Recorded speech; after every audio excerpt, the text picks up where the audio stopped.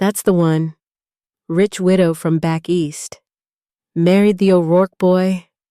Lord knows why.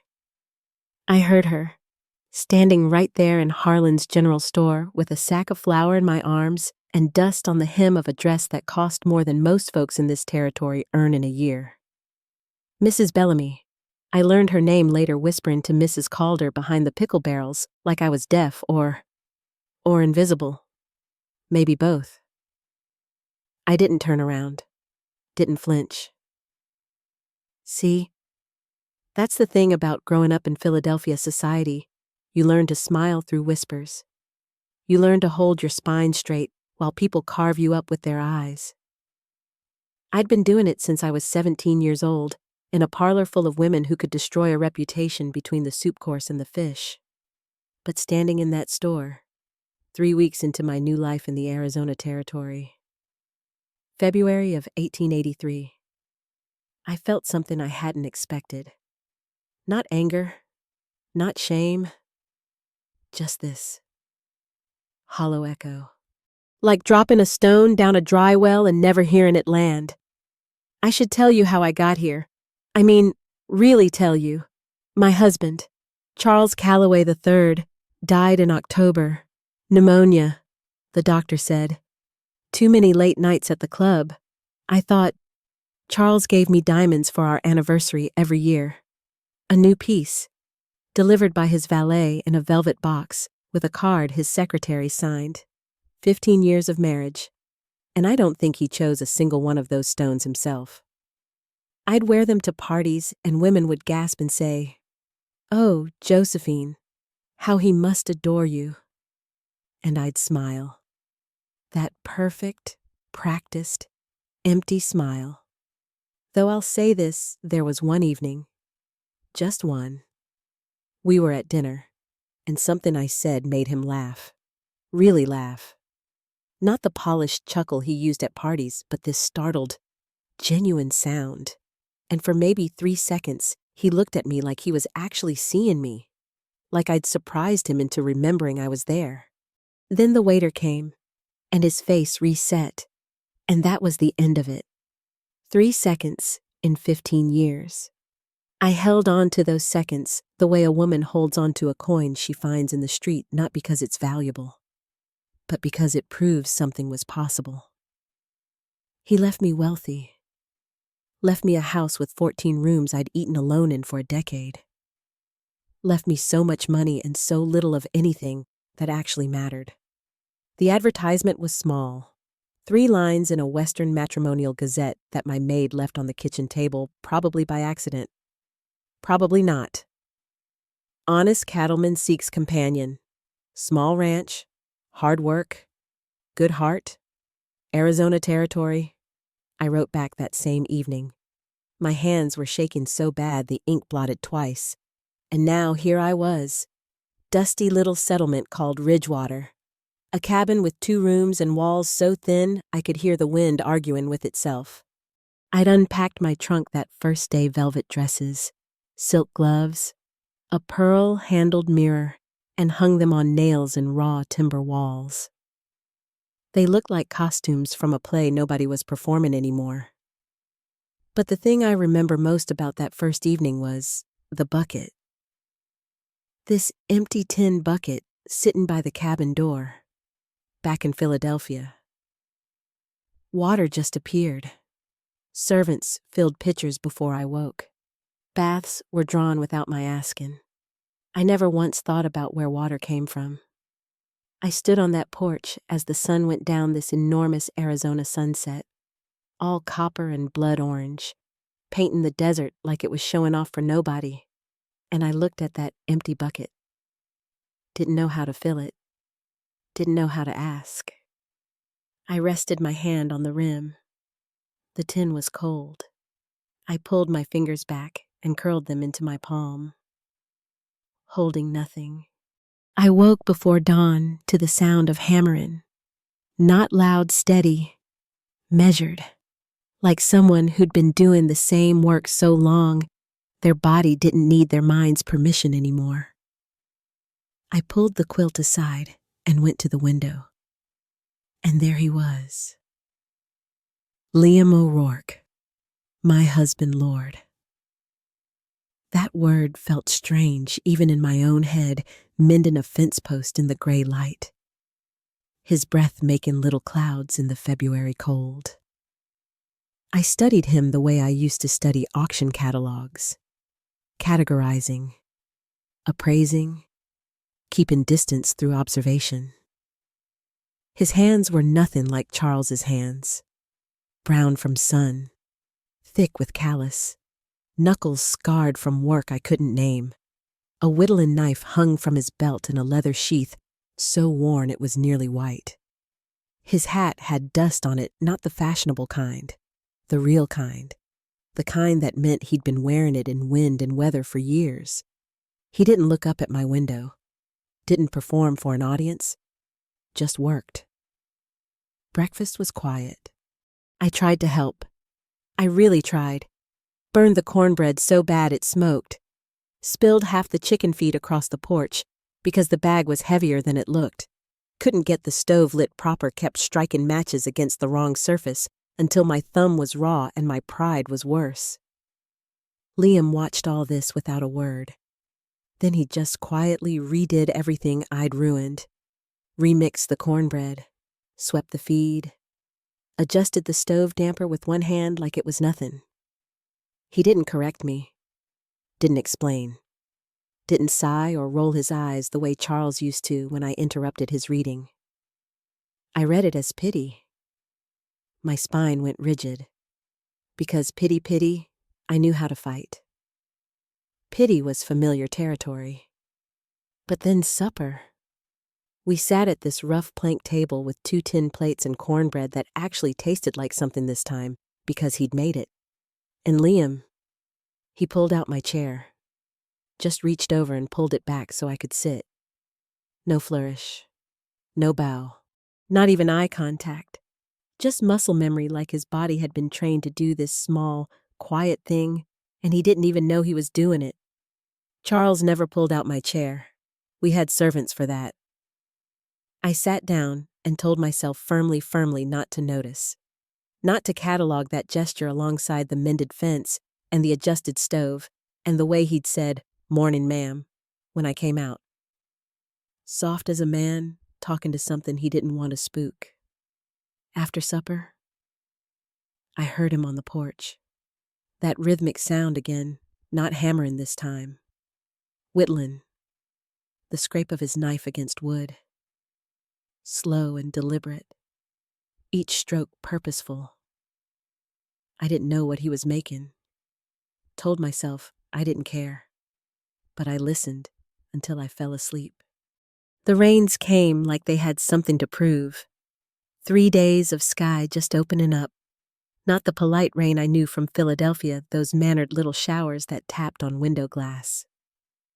This was Arizona rain. Angry. Relentless. It turned the roads into rivers of red mud so thick a horse could sink to its knees. By the 3rd morning, Ridgewater might as well have been on the moon. No way in, no way out. Just me and Liam and 2 rooms and walls thin enough to hear each other breathe. I handled it the way I handle everything that frightens me. I organized. Sat him down at the kitchen table and proposed what I called a practical arrangement. My voice was steady, I made sure of that. I'd manage the household accounts, write correspondence, handle any business that required literacy and numbers. He'd handle the cattle, the land, the physical work I clearly wasn't built for. A partnership. On paper. Business only. When I finished, I extended my hand across the table. A handshake. The way I'd seen Charles close 100 deals in our dining room with men in dark suits. Liam looked at my outstretched hand like I'd offered him something from another planet. Then he reached out slow, careful, and took it.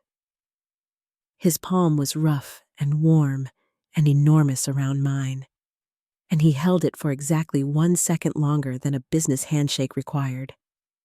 Not forceful, just present. "Suits me fine," he said. That was it. 3 words. And he went back to checking the roof for leaks. I sat there with my hand still warm from his and felt, I don't know, something I hadn't agreed to feel. Which made no sense. I'd proposed a business arrangement and he'd accepted it cleanly. That was exactly what I wanted. Wasn't it? The mud outside kept rising.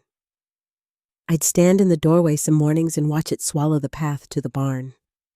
Thick and rust-colored, sucking at fence posts like it wanted to pull everything under. It made me think about foundations.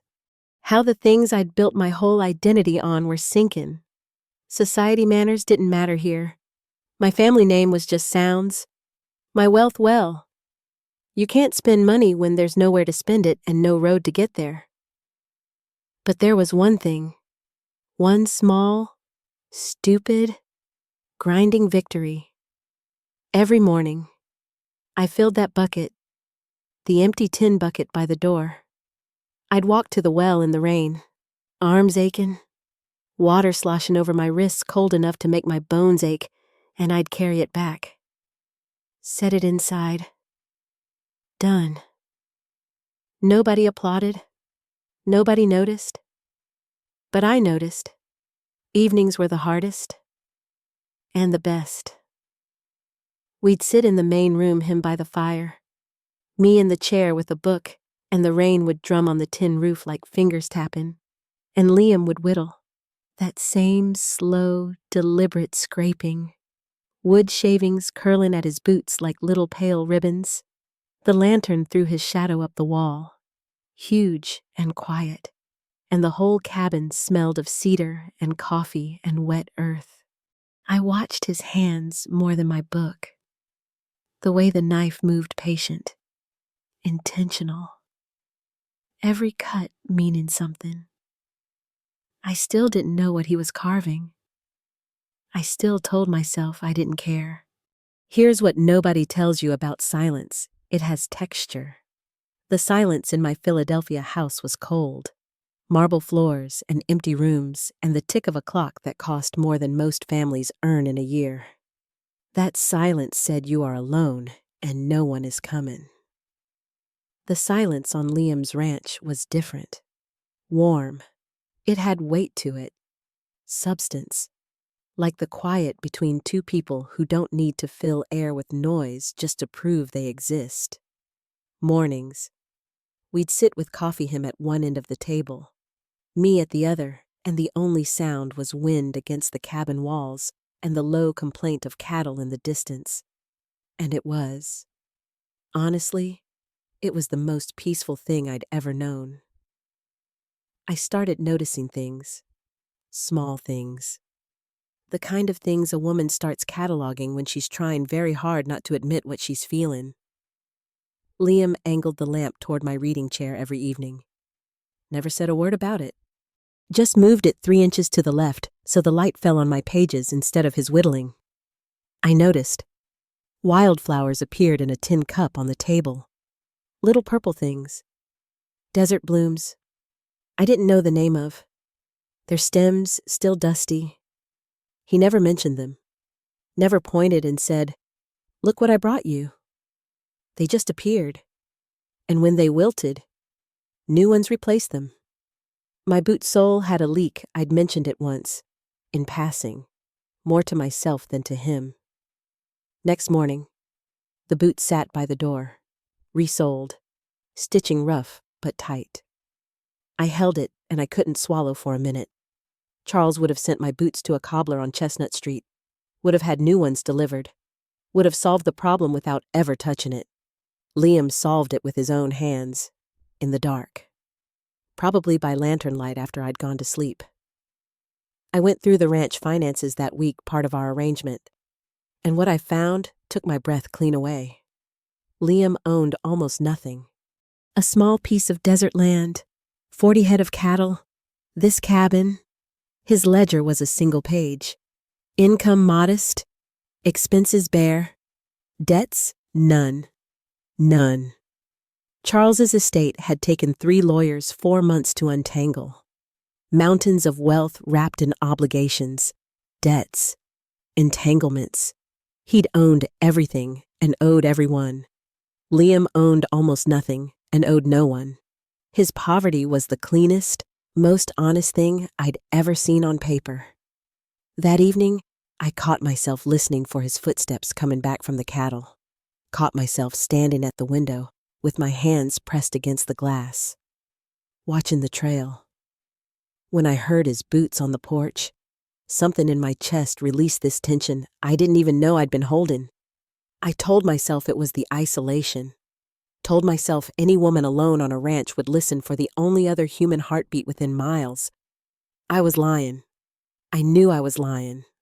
But the next morning, and this is the part that scared me, I set out 2 coffee cups before dawn. Before he was even awake. Prepared for him. Without being asked. Without thinking.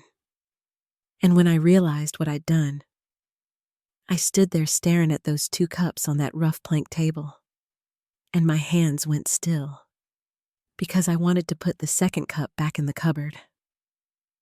Wanted to hide the evidence that I'd started expecting him. I actually reached for it, fingers on the handle, ready to pull it back. I didn't. I left it there. But my hand was trembling when I let go. I found the letter on a Tuesday. I was digging through my trunk for writing paper we'd run low, and I wanted to update the supply list before the roads dried enough for a trip to town. My hand brushed an envelope I'd forgotten, tucked into the silk lining where I'd shoved it months ago without reading it properly. Charles's last letter to me. Written well. Dictated 3 days before he died. I sat on the edge of the bed and read it. Then I read it again. My dearest Josephine, it began. Correct. Polite. The handwriting was his secretary's, that tight, efficient script I'd seen on 100 business documents. The closing said, Your devoted husband, Charles Calloway III. But the signature was a stamp. Not even his hand. A rubber stamp with his name, pressed in ink that was slightly crooked. Like whoever used it was in a hurry. 15 years of marriage. And his last words to me were dictated to a stranger and signed with a piece of rubber. I thought about that dinner the one evening he really laughed. Those 3 seconds when his eyes found mine like he'd just remembered I was a person and not a portrait on the wall. And I understood. Finally, what that memory really was. It wasn't proof that he loved me. It was proof that he could have. That the capacity was there. Locked behind whatever door he'd closed against me. And he'd chosen every single day for 15 years not to open it. That was worse. So much worse than simple neglect. I didn't cry right away. I sat very still, holding that letter, and felt something crack, not break, not shatter, just crack, like ice on a river when the first warmth of spring pushes through from underneath. Because the pain wasn't grief. I want you to understand that. I wasn't mourning a man I'd lost. I was mourning a love I'd never actually had. That's when I cried. Not elegantly. Not the way I'd cried at the funeral composed tears behind a black veil with a lace handkerchief. I stumbled to the barn and I broke apart in the hay dust and the horse smell. My hands over my face, my whole body shaking with this ugly, gasping grief for something that never existed. I cried so hard I couldn't breathe. Cried until my throat was raw and my ribs ached, and the barn cat came over and just sat near my knee, blinking at me like she'd seen women fall apart before and knew the only medicine was company. I don't know how long I was in there. Long enough for the light to change. And then I heard him. Liam. He didn't come in. Didn't push the barn door open or call my name. He just sat down outside. I could hear him settle against the wall. the creak of his weight on the ground, the soft exhale of a man making himself comfortable because he intended to stay. He waited in silence, no questions, no demands to know what was wrong. No, let me fix it. Just presence. When I finally came out red-eyed, hay in my hair, my dignity scattered across the barn floor, he looked up at me and said, quiet as anything, "Bad days pass, ma'am. Good ones, too. Might as well have company for both." That was all he said, and it was more than Charles communicated in 15 years of marriage. I walked back to the cabin, and there, inside the door, was the bucket, full, cool water from the well. He'd filled it before dawn, before he even knew I'd need it. Just because that's what he did, every day, without announcement, without expectation. I put my hands around that cold tin and held on like it was the only real thing in the world. Then I took Charles's letter, walked to the stove, and fed it to the fire. Watched the paper curl and blacken. Watched the stamped signature dissolve into ash. Something shifted like a wall I'd been leaning against for years had cracked just enough to let the cold, clean air come whistling through. The mud dried, roads opened, and with them with them came the town. I rode into Ridgewater on a Wednesday for supplies. First time in weeks. The sky was scrubbed clean from all that rain, blue as crockery, and I thought stupidly, hopefully that maybe the world outside our ranch would feel as peaceful as the world inside it. It did not. I heard the whispers before I'd tied my horse. 2 women on the mercantile porch, leaning close. Sold herself cheap, if you ask me. And at Harlan's store, old Mr. Kemp barely looked at me when he filled my order. Like association with the rich fool might be contagious. But the real blow came from Mrs. Edith Pruitt, wife of the biggest rancher in the territory. She cornered me by the fabric bolts, and I say cornered because that's exactly what it was. The way a well-bred woman pins you with politeness so you can't escape without being rude. "Mrs. O'Rourke," she said, and the name sounded like a joke in her mouth. "I do hope you're settling in, though I imagine it must be quite an adjustment." She smiled. I recognized that smile. I'd seen it 1,000 times in Philadelphia drawing rooms, the one that says, "I'm concerned for you," while meaning I'm delighted by your misfortune. Then she leaned closer. "My husband has business in Tucson next month. I could arrange passage for you back east, before you waste any more of your good years." Dear, dear, that word, sharpened to a point and slipped between my ribs with surgical precision. I smiled back. That practiced, empty Philadelphia smile. "How thoughtful, Mrs. Pruitt. I'll consider it." I didn't consider it. Not then, but riding home, the dust kicking up behind my horse. The sun beaten down like a judgment. I felt every crack I'd allowed in my armor seal shut again. The softness I'd been building toward for weeks just retreated, like a creek pulling back from the bank before a freeze. I was cold to Liam that evening, polite, distant. At supper, when he passed me the bread, I said, "Thank you, Mr. O'Rourke." Not Liam, Mr. O'Rourke. And I watched his hand pause just for a second, just a flicker before he set the plate down. He didn't push, didn't ask, just finished his supper in silence and went to the porch to whittle. I hated him a little for not pushing, and hated myself more for wanting him to, after he'd gone to sleep. I opened the velvet box I'd tucked in the bottom of my trunk. Diamond earrings. The last anniversary gift. They caught the lantern light and threw tiny rainbows across the cabin wall, cold, beautiful, meaningless. I set them on the windowsill, not wearing them, not packing them, just there, between two worlds, like me. Moonlight makes liars of us all. I packed by moonlight because the dark made it feel less real. Like if I couldn't see clearly, then this wasn't really happening. I wasn't really folding my Eastern dresses with the same careful hands that had filled water buckets and scrubbed tin plates and learned to start a fire on the first try. The trunk was open on the bed. My silk dresses, my gloves, my pearl-handled mirror all laid inside like a body in a coffin. I counted my money. Enough for a train ticket. Enough for a hotel in Tucson while I waited. Enough to go back to a life that fit me the way those dresses used to fit perfectly. And without any room to breathe, I started the letter.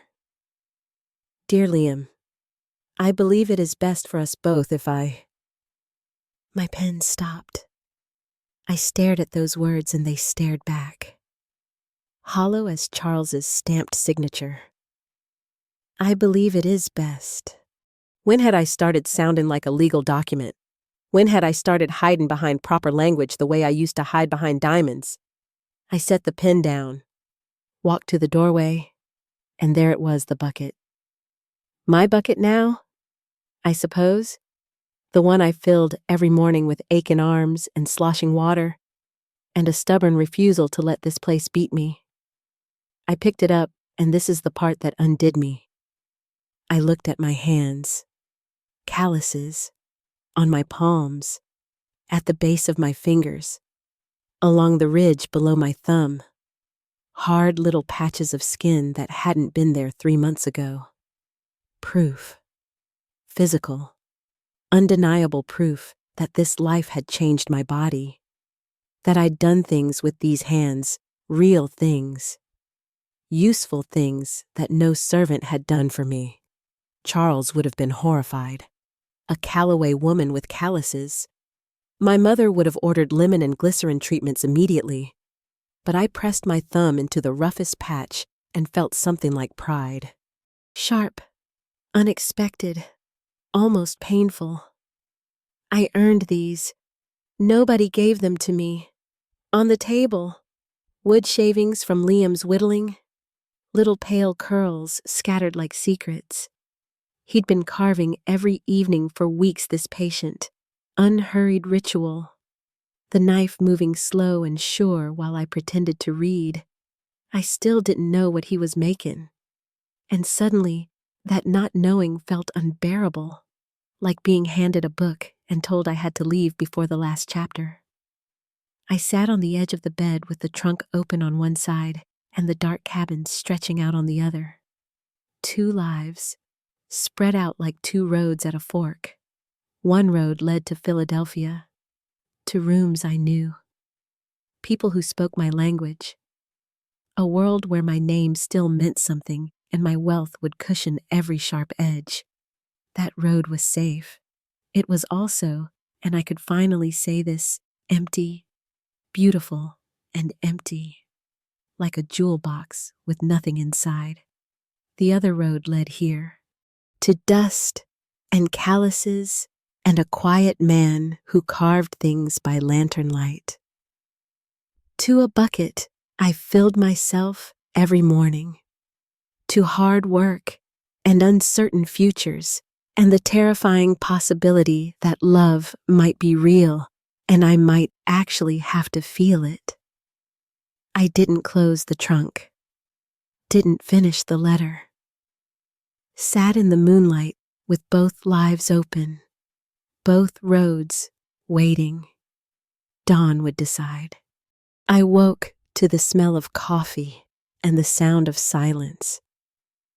Not the cold Philadelphia silence, the warm kind, the kind that means someone else is already awake, already moving through the morning, already making the world a little more ready for you to enter it. I came out of the bedroom trunk still open behind me. Letter still unfinished and stopped in the doorway of the kitchen. There, On the breakfast table sat a heart, wooden, rough carved, about the size of my palm. The grain ran through it in lines like tiny rivers, and I could see where the knife had shaped it, every groove deliberate, every curve intentional. The whole thing slightly uneven because it was made by hand and not machine. By one man's hands. Over lantern-lit evenings while I pretended to read, and he pretended not to watch me. 3 weeks. He'd been carving this for 3 weeks. I didn't pick it up right away. I stood in that doorway, and I looked at it, and the air left my lungs like I'd been struck. Because I understood in a way that went deeper than language, deeper than thought, all the way down into the bones what I was looking at. I was looking at time. Not money, not obligation, not a secretary's handwriting or a rubber stamp. Time, his evenings, his lantern oil, his attention. The quiet hours after supper when the wind scratched at the windows and the world was just the two of us and this cabin and the sound of his knife against wood.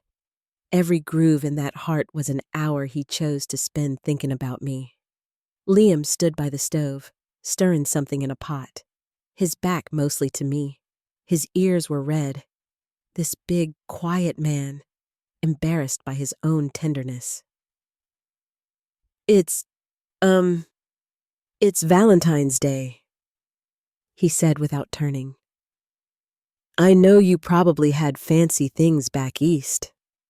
This ain't much.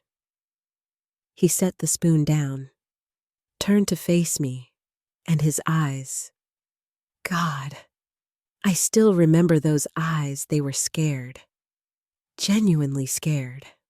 Like he'd handed me the most vulnerable part of himself and was waiting to see if I'd set it down gently or let it drop. Every cut, he said quietly, was made thinking of you. I crossed the kitchen, picked up that heart with both hands, ran my calloused thumb, over every ridge, every mark his knife had made. The wood was smooth where he'd sanded it, rough where the grain resisted, warm from sitting in the patch of morning sun that came through our kitchen window. And I thought about diamonds. Diamonds chosen by secretaries. Diamonds delivered by valets. Diamonds that cost fortunes and meant nothing because the man who paid for them couldn't be bothered to sit down in the lamplight and give me his hours. This heart cost Liam nothing but time, and those hours were worth more than every stone in every velvet box I'd ever opened. I was crying. I don't know when it started. I just know I was holding that wooden heart, and the world was rearranging itself, like furniture, being moved in a room I'd lived in forever. And suddenly, there was space I didn't know was possible. I set the heart down gently, the way you set down something holy, and I walked into the bedroom and I unpacked that trunk. Dress by dress, glove by glove. I tore the half-finished letter in half without reading it. Then I rode to town, alone. Morning light sharp on the desert floor, and I walked into the lumber yard and bought sandbags and fencing and seed. Walked into the feed store and ordered grain for the cattle. My name on every receipt, Josephine O'Rourke, public, deliberate. On my way back, I stopped at the well in the center of town, lowered the bucket, filled it, lifted it with arms that were stronger than they'd been 3 months ago, and I carried it to my horse in full view of every person on that street. Mrs. Bellamy went quiet. Not impressed. Maybe, but quiet. Sometimes quiet is enough. I rode home with a wagon load of lumber and a heart beating so hard I could feel it in my teeth. set that carved heart on the mantel, right in the center. The diamond earrings stayed in the drawer, not from shame, from irrelevance. Spring came soft that year. Not the dramatic Arizona spring of flash floods and mud that was done. That was behind us. This was the gentle part, the part where the desert remembers it knows how to bloom. Little yellow flowers pushed up between the rocks along the fence line, the new fence. The one we built together with lumber I'd bought and posts he'd sunk. The cattle had fresh pasture. The garden I'd planted, my first garden. My hands in actual dirt. Seeds I'd pressed into the earth with my own fingers was showing green. Tiny, stubborn green shoots that didn't care about my Philadelphia pedigree or my society manners. They just grew because I tended them. Mornings were my favorite. I'd wake before Liam just barely, just enough to start the coffee and set out 2 cups on the porch railing. That simple act still caught me sometimes, like a word you keep touching because you can't believe it's yours. 2 cups meant someone was expected. Someone was wanted. Someone would be there. He'd come out with his hat already on, squint at the sunrise like he was having a private conversation with it, and take his cup without a word. We'd sit, sometimes 5 minutes, sometimes 30, not talking, not needing to. My voice changed. I noticed it one afternoon in town when I caught myself saying, "I reckon," to the shopkeeper natural as breathing. No performance. The Philadelphia polish was still there underneath, like good bones under rougher skin. But the edges had softened. I'd absorbed this place the way dry land absorbs rain, slowly, deeply, permanently. The carved wooden heart sat on the mantel. I touched it every morning when I passed, just my fingertips across the grain. Light as a prayer. It was the most valuable thing I owned. And I owned diamonds. But diamonds are just pressure and time applied to carbon. That heart was pressure and time applied to love. Different thing entirely. Liam never asked about the money I'd invested. Never treated the ranch like it was mine because I'd paid for it, or his because he'd worked it first. It was ours. That word, ours, I don't think I'd ever really understood it before. With Charles, everything was divided by lawyers and ledgers. With Liam, ours meant we built this with 4 hands and 2 stubborn hearts, and a whole lot of mornings where neither of us quit. I still filled the bucket every day. Didn't need to. Liam would have done it. Did do it sometimes. Left it full inside the door before dawn, the way he'd done that day I cried in the barn. But I liked doing it. Liked the weight in my arms, the cold splash on my wrists, the calluses on my palms that proved I was here. Really here. Not watching from behind glass while someone else lived my life for me. Mrs. Pruitt stopped offering train tickets. Mrs. Bellamy nodded at me in the store, not warm. Exactly, but acknowledging. I didn't care anymore. Not about their approval, not about their whispers. I'd spent a lifetime collecting opinions the way I'd collected jewels. I was done. That evening, the one I'm remembering now, the one that holds the whole story, Liam was on the porch, whittling again. Starting something new? The shavings curled at his feet, and the sunset was doing that Arizona thing where it paints the sky into something that shouldn't be possible but is. I sat beside him. Didn't bring a book. Didn't bring anything. Just sat. And after a while, without looking up from his work, he reached over and turned my coffee cup, just nudged the handle toward my right hand, so I could pick it up without reaching. A tiny thing. The kind of gesture a man only makes when he's memorized the way you move through the world. I wrapped my fingers around that warm tin cup, and I understood. Love ain't purchased. It's carved slowly, deliberately from the raw wood of daily devotion. Every filled bucket, every angled lamp, every wildflower in a tin cup that nobody mentioned, and nobody had to. Charles gave me everything money could buy. Liam gave me everything it couldn't. The bucket by the door wasn't empty anymore. Neither was I.